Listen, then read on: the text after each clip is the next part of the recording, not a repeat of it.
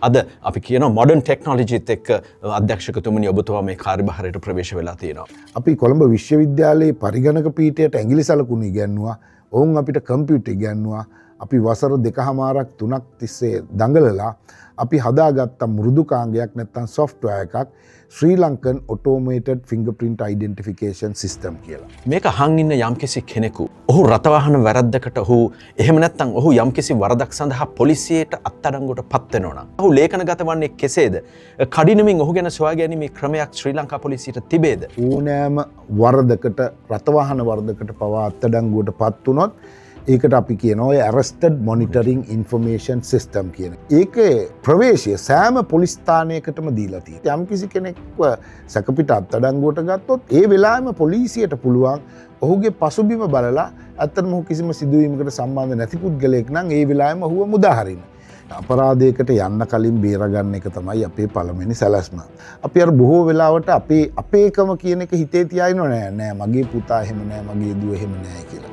නෑ පොඩි හරි වෙනසක් තියෙනවා නම් ඒ පිළිබඳව අවධානය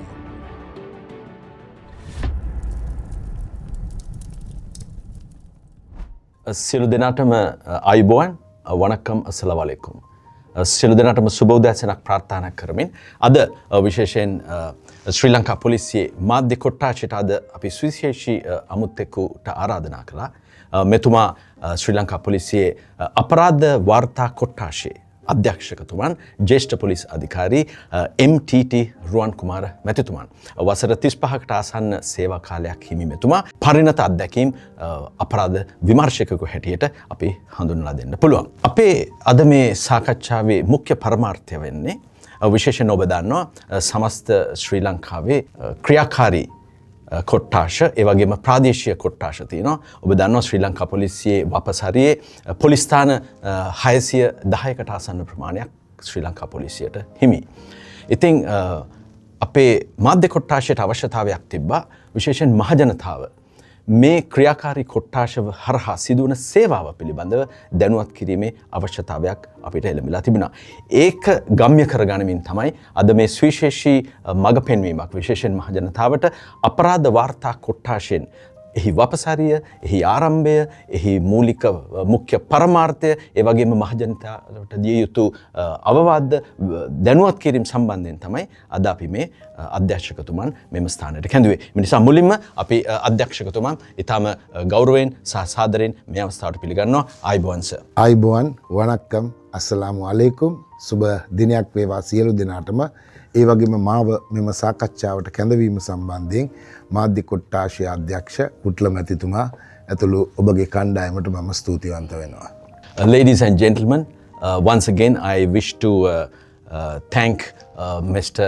MTT Ruwan Kumar, the Senior Superintendent of Police, the Director of the Criminal Record Division, for joining us today to this event, which the ultimate objective of this event is to deliver or rather disseminate or to make aware of the public of this institution, that is the Crime Record Division. So once again, I take this opportunity to thank for being with us, sir, in spite of all your heavy commitments to deliver a message to the society. It's pleasure being here today. Thank you, sir. අධ්‍යක්ෂතුමනි අපි දන්නවා ඕනෑම රටක අපරාධ සිද්ධ වෙනවා. ඉතින් මේ අපරාධයක් ඕනෑම පොලිසියකට වාර්තා වුණාන් පස්සේ ඒක යම්කිසි ක්‍රියාවකින් වෙන්න පුළුවන්. එහෙම නැත්නම් නොකර හැරීමකින් වෙන්න පුළුවන්. එහෙම නැත්නම් පවතින නීතියක් උල්ලංඝනය වීමක් වෙන්න පුළුවන්. ඉතින් මේ සමස්ත රටේ පරිපාලන දිස්ත්‍රික්ක 25ටම වාර්තා වන අපරාධයන් වල සුවිශේෂී කාර්යභාරයක් එහෙම නැත්නම් මේ කරන්නා වූ විමර්ශනයන් වලට මම හිතේ අපරාධ වාර්තා කොට්ටාශයෙන් සුවිශේෂී දායකත්වයක් තියෙනවා. අධ්‍යක්ෂකතුමනි අපේ ප්‍රථම අධ්‍යයන තමයි මේ අපරාධ වාර්තා කොට්ටාශයේ මේ සුවිශේෂී දායකත්වය ගැන කතා කරනවා සේම මෙහි ආරම්භය පිළිබඳවත් මෙහි වපසරිය පිළිබඳවත් මහජනතාව දැනුවත් කරනවා නම් ඊටම වැදගත් කියලා මට හිතෙනවා. විශේෂයෙන්ම අපි පටන් ගමු මේකේ ආරම්භය. ඒ ආරම්භයෙන් පස්සේ අපි කතා කරමු අපි කොච්චර දුරට ව්‍යාප්ත වෙලා තියෙනවද සහ මේක මෙම ආයතනය ආරම්භ කිරීමෙන් බලාපොරොත්තු වෙන කාර්යය එහෙම නැත්නම් අදිෂ්ඨානය ඉෂ්ට වෙලා තියෙනවද කියන එක. මුලින්ම මම සඳහන් කරන්න ඕනේ ශ්‍රී ලංකා පොලිසිය ස්ථාපිත කිරීමත් සමග ඒ කාලේ ලංකාවේ මේ නිල හැඳුනුම්පත් එහෙමත් නැත්නම් ජාතික හැඳුනුම්පත් නිකුත් කිරීම ක්‍රියාවලි එහෙම ලොකු දේවල් තිබුණේ නැහැ. සාමාන්‍ය බොහොම ගැමි ජීවිතයක් තිබුණේ. එතකොට ලෝකේ හැම රටක ලංකාවට වගේම අනිත් රටවලත් මේ ප්‍රශ්නය තිබුණා. ඒතකොට ඒගොල්ලන්ට අවශ්‍යතාවයක් තිබුණා මුලින්ම මේ වර්ධ කරපු පුද්ගලයාමද පොලිසියෙන් අත්අඩංගුවට ගත්තේ. ඒ පුද්ගලයාමද අධිකරණයට ඉදිරිපත් කරේ කියන එක හඳුනා ගන්න සහ අපරාධකාරයෝ හඳුනා ගන්න. මොකද අපරාධකරුවන් තමන්ගේ නම් විටින් විට වෙනත් නම් භාවිතා කරලා වෙනත් ස්වරූපයෙන් පෙනී සිටිනවා. මේක අරමුණු කරගෙන 1908 වසර 117කට පෙර මේක ආරම්භ කරා. ඒ කාලේ නම තමයි ඇඟිලි සලකුණු කාර්යාංශය.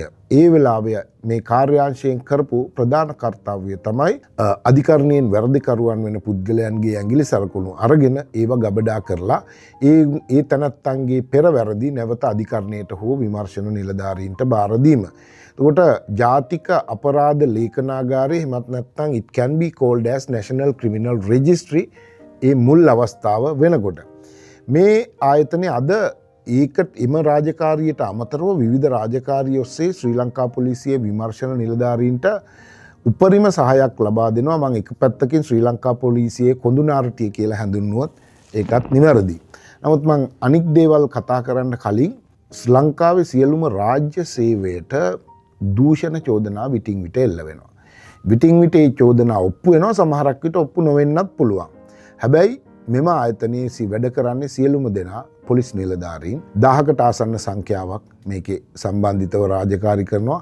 මේ වසර 117 පුරාවටම ඇඟිලි සටහන් හෝ අපරාධ විශ්ලේෂණ කටයුතු මේ ආයතනයට දූෂිත චෝදනාවක් එල්ල වෙලාවත් නැහැ. ඒක මම ඉතාමත් ආඩම්බරයෙන් ප්‍රකාශ කරන්න ඕනේ.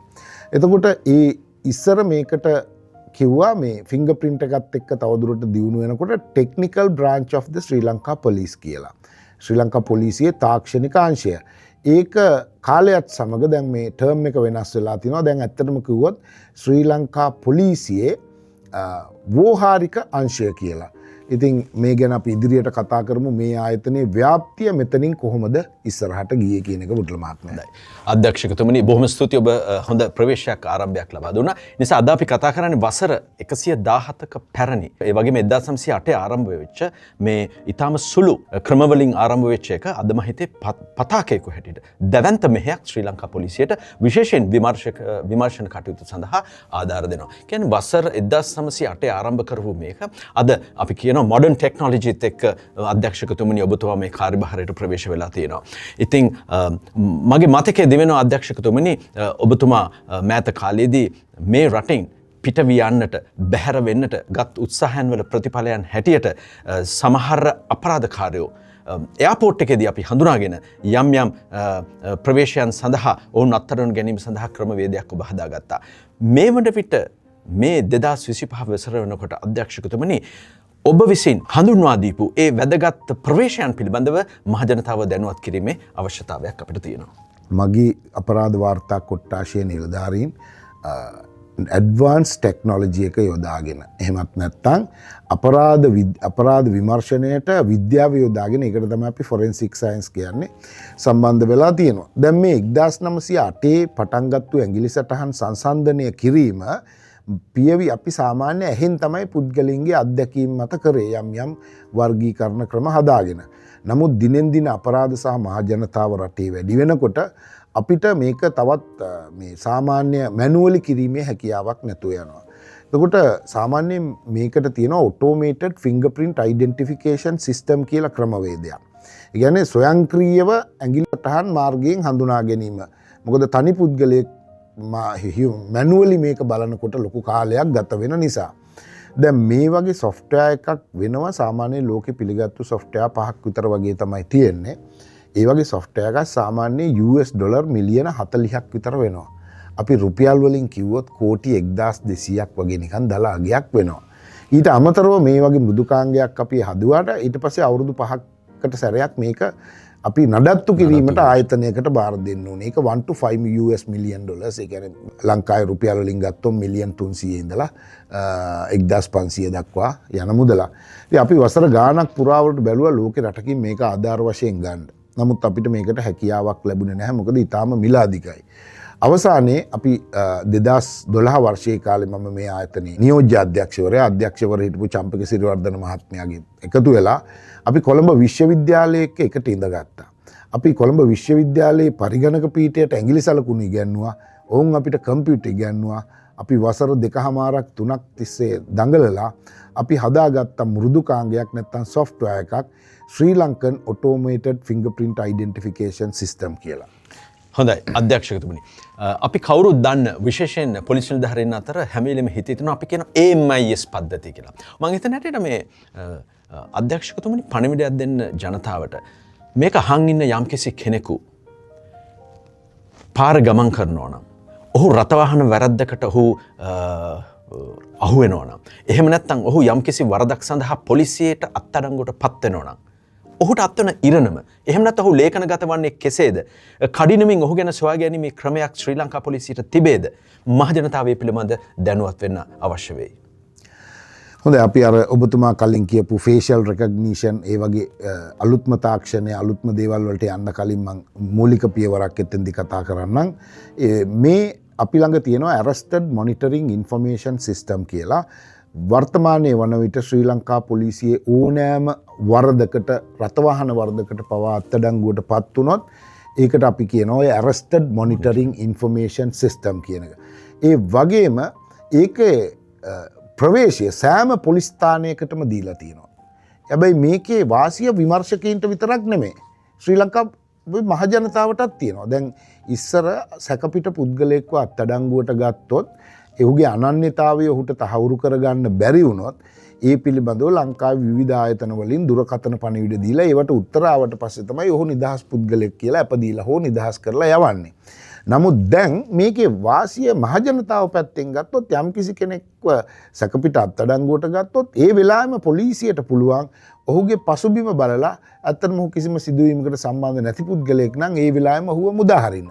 ඒ වගේම තියෙනවා අපි යම්කිසි අධිකරණයකට වරෙන්තුවක් වෙලා අධිකරණයේ මග හරිමින් සිටින පුද්ගලයෙක් රථවාහන වැරද්දකට අහු වෙන්න පුළුවන් තවත් බොහෝ දුර බැහැල ප්‍රදේශයක. ඒතකොට ඒ වගේ ලාට පොලිසිය විමර්ශන නිලධාරීන් විදියට අපිට හැකියාව තියෙනවා නියමිත පුද්ගලයා නියමිත වරදවල් වලට අත්අඩංගුවට ගන්න.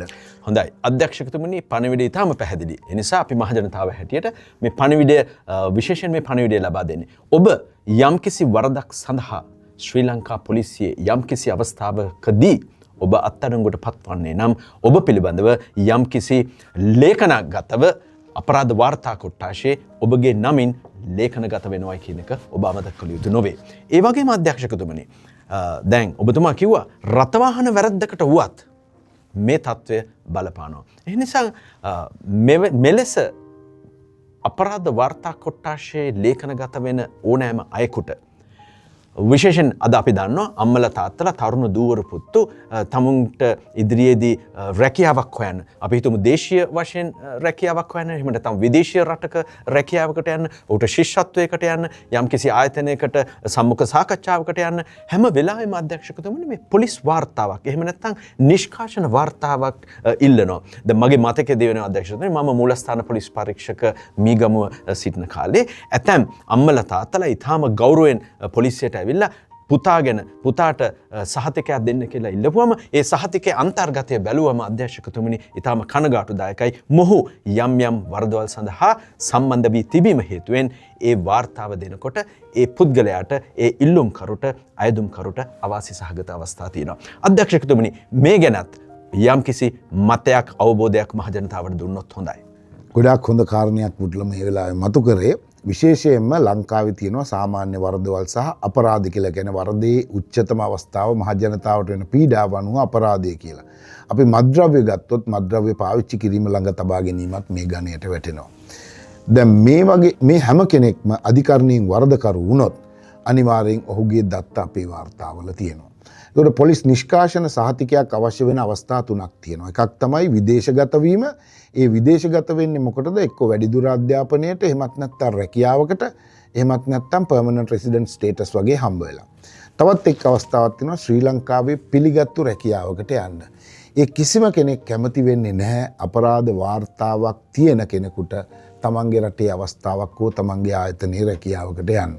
ඒ නිසා මේ වාර්තා අපරාධ වාර්තාවක් අවලංගු වෙන්නේ වසර 70ක් ගත වුණාට පස්සේ තවත් මේකේ නිර්ණායක තියෙනවා. ඒ වගේ වෙලාවට තමන්ගේ ජීවිතය සම්පූර්ණයෙන්ම අඳුරටපත් වෙනවා.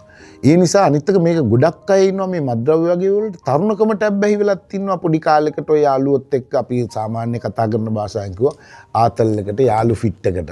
දැන් මෙහෙම ඉඳලා මේ වගේ දෙයකින් වෙන්නේ පොලිසිය අත්අඩංගුවටපත් වෙලා අධිකරණයේ වරදකරුවොත් තමන්ගේ අනාගතයේම අඳුරේ. ඒ නිසා ආදරණීය දුවේ පුතේ විශේෂයෙන්ම තරුණ පරම්පරාවට කියලා තියන්නේ අපරාධවලට පෙළඹෙන්න එපා. මොකද ඔබ එක අපරාධයක් දෙකක් කරොත් ඔබට නැවත ඒකෙන් ගොඩ ඇවිල්ලා සාමාන්‍ය සමාජ ගතවීමට බොහොම අමාරු අවස්ථාවක් තියෙන්නේ. ඉතින් ඒ නිසා මේ වගේ දේවල් වලට පෙළඹෙන්න එපා කියලා නැවත නැවතත් මම ප්‍රකාශ කරනවා. ස්තුතියි අධ්‍යක්ෂකතුමනි. දැන් මේ නොවැම්බර් මාසේ අපි ලබන මාසේ දෙසැම්බර් මාසයට එනවා අපි කියන උත්සව සමයක් කියලා.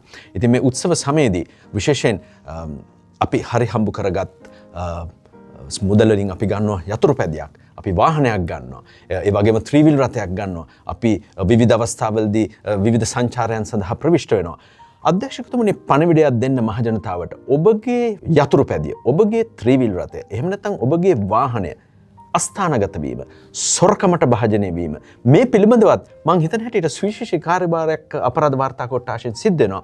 ඒ පිළිබඳවත් මහජනතාව දැනුවත් කිරීම හොඳයි. විශේෂයෙන්ම වුටලා මෙතෙන්දි කාරණා දෙකක් තියෙනවා.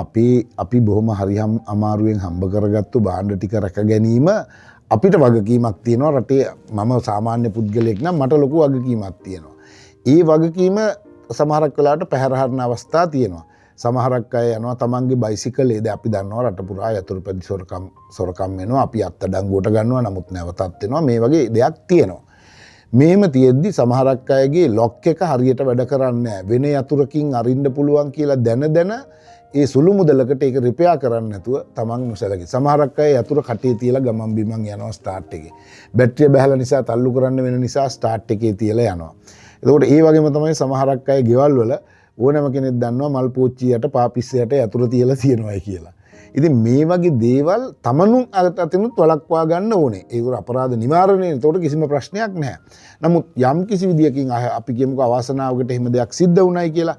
ඒ සිද්ධ වුණොත් ළඟම පොලිසියට පැමිණිලි කරපුවාම අපිට ක්‍රමවේද කීපයක් තියෙනවා. මම අර කලින් කියපු arrested monitoring information system කියන එක ඇතුලේ අපි අනිවාර්යෙන් තියෙනවා stolen article information system කියලා SAIS කියලා මෘදුකාංගයක්.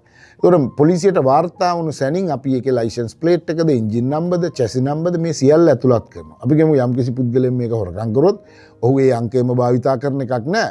නමුත් අපිට ඊටාම කඩිනමින් මාර්ග බාධකවල මේක හඳුනා ගැනීමට හැකියාව තියෙනවා. මේක එක අවස්ථාවක්. අනිත් අවස්ථාව තමයි මේ යතුරු පැදියේ ෆොටෝ එකක් එහෙම නැත්නම් තමන් ළඟ තියෙනවා නම් ඒ වෙලාවෙම ශ්‍රී ලංකා පොලිසියට පුළුවන් ඒක අපරාධ වාර්තා කොට්ටාශයට වාර්තා කරන්න. ඒ වාර්තා කරාම අපේ මෘදුකාංගය හරහා ලංකාවේ සියලුම පොලිස් ස්ථානවලට මේ පණිවිඩය ඒ සැනින් යනවා මේ යතුරු පැදියේ ඡායාරූපත් එක්ක. ඒ වගේම මේ පොලිස් ස්ථානයට ඒ පොලිස් ස්ථානයේ මගින් තමන්ගේ මාර්ග බාධක එළිය රාජකාරීන්න සියලුම නිලධාරීන්ට දැනුවත් කරන්නට ඉතා හොඳ වැඩපිළිවෙලක් ශ්‍රී ලංකාවේ පොලිසිය තුල තියෙනවා. නමුත් මම අවසාන වශයෙන් කියන්නේ තමන්ට කරන්න පුළුවන් උපරිම ප්‍රවේශම කරගෙන මේකට අවස්ථාවක් නොදී ඉන්න එක හොඳයි. මේ වගේ දෙයක් සිද්ධ වෙලා පොලිසියට එනවට වඩා. පැහැදිලි. අධ්‍යක්ෂකතුමනි දැන් මට හිතෙනවා මහජනතාවට කියන්න දැන් ඔබ භාවිත කරන යතුරු පැදියේ අපි හිතමු ඡායාරූපයක් ඔබතුමා හොඳ ප්‍රවේශයක් දුන්නා. තමුන්ගේ යතුරු පැදියේ ඡායාරූපයක්, තමුන්ගේ වාහනයේ ලියාපදිංචි පොතේ පිටුවක්, ඡායා පිටපතක්, ඒ වගේම එහි චැසි නම්බර් සහ සියලුම අංකයන් සහිත වෙනත් ගොනුවක් ඇතුළුව සවිස්තරාත්මක අවශ්‍යතාවයකදී සවිස්තරාත්මකව පොලිසියට හෝ යම්කිසි ආයතනයකට දීට හැකියාවක් තියෙනවා නම් හිතේ ඒක හොඳ ප්‍රවේශයක් නේද අධ්‍යක්ෂකතුමනි? අනිවාර්යයෙන්ම වුඩ්ලා එතන කාරණා දෙකක් තියෙනවා. නවීන අපි කියමු ස්මාර්ට්ෆෝන් ලංකාවේ බොහොම 100ට මම හිතන්නේ 70කින් එහාවත් ප්‍රමාණයක් අතේ ස්මාර්ට්ෆෝන් එකක් තියෙනවා. මේකේ අපි ස්ටෝරේජ් එකේ සියලුම දේවල් අපේ විනෝදචාරිකා ඔබතුමා කලින් කිව්වාගේ සියලු දේ තියෙනවා. ඒ අතර මේ වැදගත් දේවල් පොඩ්ඩක් තබා ගැනීම මහ ජනතාවට හැම වෙලේම ප්‍රයෝජනයක් වෙනවා. ඒ වගේම තමන්ගේ පළාතේ පොලිසිය OIC ගේ නම්බර එක, ඊළඟට පොලිස් ස්ථානයේ නම්බර එක මේක තමන් සේව් කරලා තියා ගන්නවා නම් මේ සෑම අවස්ථාවකම හදිසියකට ප්‍රයෝජනයක් ගන්න පුළුවන්. ඒකෙදි පොඩ්ඩක් තර්කානුකූලව හිතන්න ඕනේ. සමහරක් අයගේ ගෙදර වැඩිපුර යතුරු තියෙන්නේ ගේ ඇතුළෙමයි.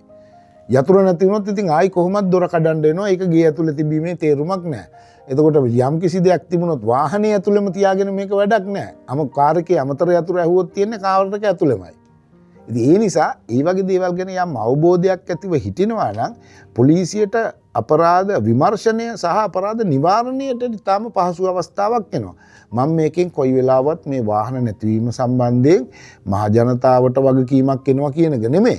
නමුත් සුළු අපේ අතපසුවීම් තමයි අපරාධකාරයෝ ඒගොල්ලන්ගේ අවස්ථාවට ලබා ගන්න. ඔබතුමා මීට කලින් මාධ්‍ය සාකච්ඡා කීපයක කිව්වා. ඒ නිසා අපේ අතින් වෙන අඩුපාඩුව වළක්වා ගත්තොත් අපිටමයි පහසුව. මං අපි කියලා කියන්නේ පොලිසිය නෙමෙයි මහ ජනතාව. ස්තුතියි. මම හිතන්නේ හොඳ ප්‍රවේශයක් දුන්න අධ්‍යක්ෂකතුමන් පොලිසිය වල දුරකථන අංක ලැබීම. ඔබතුමා නිවැරදිව කිව්වා වගේ මම මීට පෙර අවස්ථාවකදීත් මහ ජනතාව සමග විශේෂ පණිවිඩයක් දුන්නා. මම නැවතත් ඒක මතක් කරනවා. Ladies and gentlemen, for those the society is very well directed once again.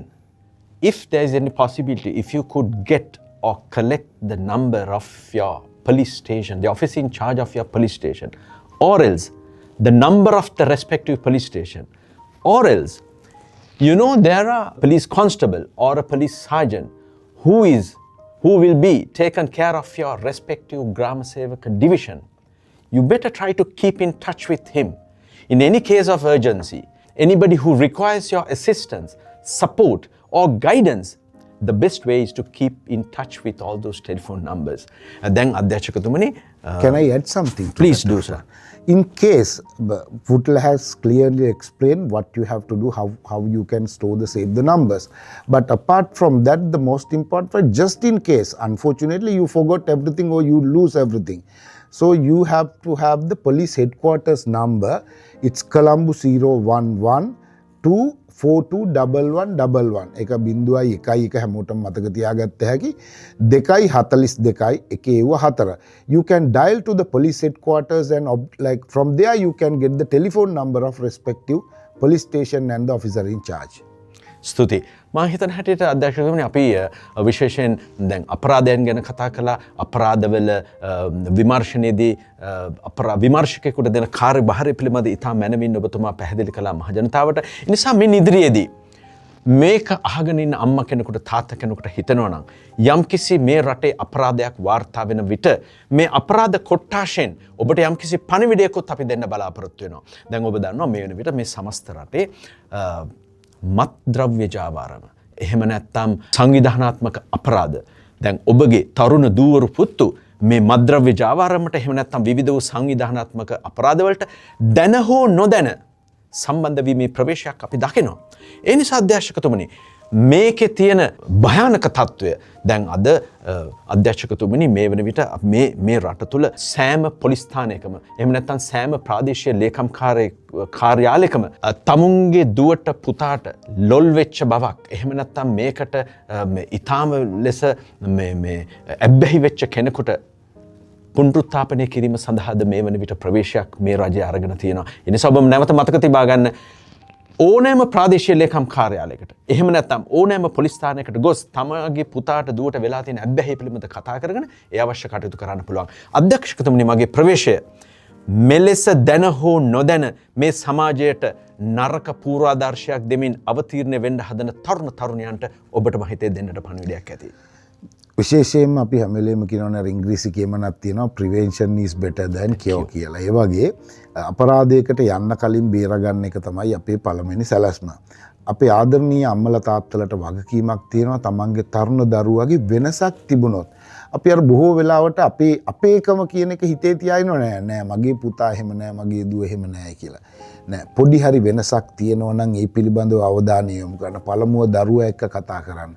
ඊළඟට තමන්ට විශ්වාසවන්ත පුද්ගලයෙක්ගෙන් මේ ගැන අහන්න. එහෙමත් නැත්නම් ළඟම ඉන්න පොලිසියේ ඔබට හිතවත් නිලධාරියෙකුට හෝ ස්ථානාධිපතිවරයාට කතා කරන්න විමර්ශනය කරන්න නෙමෙයි මේ වගේ දෙයක් වෙනවා මොකද මම කළ යුත්තේ කියන එක. ඊළඟ කාරණේ තමයි යම්කිසි විදිහකින් අපි කියමු ඇබ්බැහි වෙලා නම් මුල්ම අවස්ථාවේ අපිට හරිම සරලයි යහුව ගලවා ගන්න. නමුත් තදබල ලෙස ඇබ්බැහි වුණාම ඒක ඉතාමත් දුෂ්කරයි. ඒ නිසා තමන්ගේ දුවගේ පුතාගේ වැඩ කටයුතු ගැන අර මගේ දරුවා එහෙම නෙමෙයි කියන මානසිකත්වය අයින් කරලා මගේ දරුවත් සමාජයේ තව කෙනෙක් වෙන්න පුළුවන් කියන මතයෙන් පරීක්ෂා කරන්න කියලා එක පණිවිඩයක් මම එක පණිවිඩයක් විදිහට ලබා දෙන්න කැමතියි. දෙවෙනි එක තමයි ආදරණීය දරුවන්ට කියන්නේ අපරාධයක් මත්ද්‍රව්‍ය කරලා හිතනවා නම් අපිට සැඟවිලා ඉන්න පුළුවන් නෑ මම ඇබ්බැහි වෙන්නේ නෑ ওই දවසකට විතරයි කියලා නෑ. අපි සුවිශේෂී නෙමෙයි අපිත් සාමාන්‍ය පුද්ගලයෝ අපිටත් ඒ දේ වෙනවා. ඒ නිසා ඒකට ඇබ්බැහි වෙන්න එපා. ඒවට යොමු වෙන්න එපා. මොකද ඔබ අපරාධයකට යොමු වුණොත් ඔබ කොතරම් වැඩකරුවෙක් කියලා කිව්වත් ශ්‍රී ලංකා පොලිසිය අපිට නවීන තාක්ෂණය තියෙනවා. අපි මේ නවීන තාක්ෂණයන් එක්ක අපරාධය විසඳන එක විසඳනවාමයි.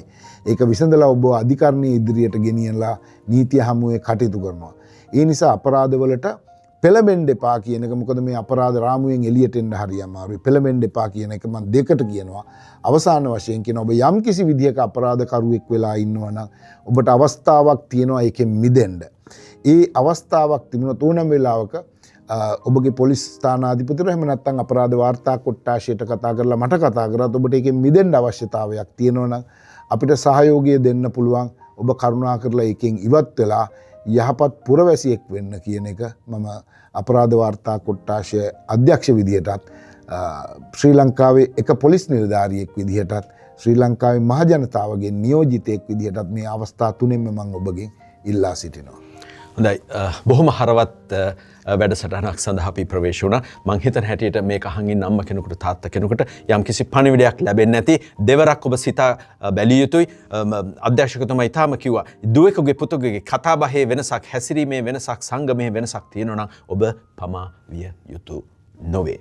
එම නිසා මේ පණිවිඩය ලබා දෙමින් අද දින මේ ස්ථානයට සැපැමිණි මා හිතවත් ජ්‍යෙෂ්ඨ පොලිස් අධිකාරී MTT රුවන් කුමාර මැතිතුමනි ඔබට ගෞරවනීය ස්තුතිය පුද කරනවා. ඔබගේ වටිනා කාලය අපිත් සමග බෙදා හදා ගනිමින් විශේෂයෙන් රටේ සමස්ත ජනතාවට ඉතාමත්ම සාධනීය මඟ පෙන්වීමක් එහෙම නැත්නම් දැනුවත් කිරීම සඳහා අපි වෙතට පැමිණීම. නැවතවරක් විශේෂයෙන් පොලිස්පතිතුමාට අපි ස්තුති ප්‍රකාශ කරන්න ඕනේ. මේ අවස්ථාව මේ ඉදිරි වැඩසටහන් අද අධ්‍යක්ෂකතුමනි අද අපි අපරාධ වාර්තා කොට්ටාශයෙන් පටන් ගත්තා. ලබන සතියේදී අපි ළමා හා කාන්තා කාර්යාංශයේ අධ්‍යක්ෂකතුමිය මෙම ස්ථානයට කැඳවලා ළමා අම්මා තාත්තා ළමා වෙනුවෙන් කරන්න පුළුවන් වැඩසටහනක් සම්බන්ධයෙන් ක්‍රියාත්මක වෙනවා. ඒ නිසා මෙම වැඩසටහනට මූලික වශයෙන් you were the first client of the police media division and we are proud to have you been here and it's once again I shall thank you for being with us in spite of all your heavy commitments. It's my pleasure. Thank you sir and good luck. සියලු දෙනාටම සුබ දවසක් වේවා. සියලු දෙනාටම සුබ දවසක් වේවා.